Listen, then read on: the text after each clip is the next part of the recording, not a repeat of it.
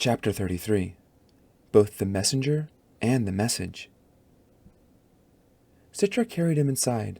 She set him on the sofa and made a tourniquet to staunch the blood. He groaned, beginning to rouse, and when he broke the tenuous surface of consciousness, his first thought was of her. "You should not be here," he said, his words weak and slurred, an effect of the pain nanites flooding his system. Still he grimaced in blittery agony. "We have to get you to a hospital," she told him. "This is too much for your nanites to handle." "Nonsense. They've already taken the edge off the pain. As for healing, they'll do the job fine without intervention." "But I have no other option," he told her. "Going to a hospital will alert the Scythe that I'm still alive." He shifted position, grimacing only slightly.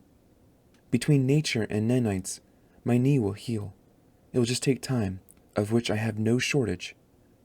She elevated his leg, bandaged it, then sat down on the floor beside him.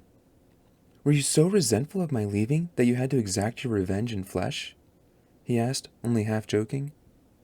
"Are you so offended that I managed a method of secretly retiring instead of actually gleaning myself?" I thought you were someone else," she told him. "Someone named Gerald Vandergains." "My birth name," he told her. "A name I surrendered when I became Honorable Scythe Michael Faraday." "But none of this explains your presence here. I freed you. Citra, you and Rowan both. By faking my own gleaning, you were both freed from your apprenticeship. You should be back in your old life, forgetting that I had plucked you from it. So why are you here?" "You mean you don't know?" He pulled himself up slightly so he could see her more directly. "Don't know what?" And so she told him everything. How instead of being freed, she and Rowan had ended up with Scythe Curie and Goddard. How Xenocrates had tried to pin Faraday's murder on her, and how Scythe Curie had helped her get to him.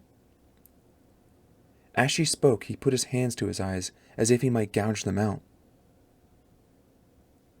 "To think I was complacent here while all this was going on." "How could you not know?"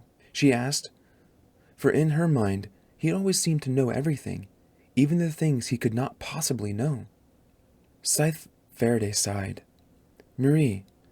Scythe Curie, that is the only member of the Scythedom who knows I'm still alive. I am completely off-grid now. The only way to reach me would be in person, so she sent you. You are both the messenger and the message." The moment became uncomfortable. Thunder rumbled in from the sea, much closer now. The flashes of lightning brighter. "Is it true that you died 7 deaths for her?" Citra asked. He nodded. "And her for me. She told you that, did she?" "Well, it was a very long time ago." Outside, the rain finally began to fall, surging in fits and starts. "I love the way it rains here," he told her. "It reminds me that some forces of nature can never be entirely subdued. They are eternal, which is far better than being immortal." And so they sat, listening to the soothing randomness of the rain until Citra began to grow too weary to even think. "So what happens now?" she asked. "Very simple, actually. I heal, and you rest. Anything beyond that is a conversation for a future date." Then he pointed. "The bedroom's in there. I expect a full night's sleep from you, followed by a recitation of your poisons in the morning in order of toxicity." "My poisons?" In spite of his pain and drug-induced haze, Scythe Faraday smiled. "Yes, your poisons. Are you my apprentice or not?" Citra couldn't help but smile right back at him. "Yes, Your Honor, I am." Journal entry. The longer we live, the quicker the days seem to pass. How troublesome that it is when we live forever. A year seems to pass in a matter of weeks. Decades fly by with no milestones to mark them.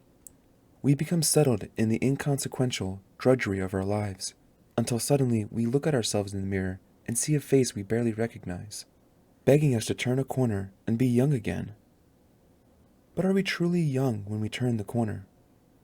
We hold the same memories, the same habits, the same unrealized dreams. Our bodies may be spry and limber, but toward what end? No end.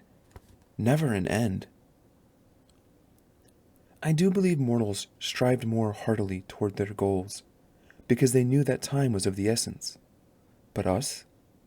We can put things off far more effectively than those doomed to die, because death has become the exception instead of the rule. The stagnation that I so frequently glean on a daily basis seems an epidemic that only grows.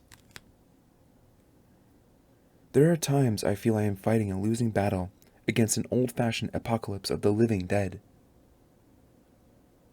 From the Gleaning Journal of H.S. Curie.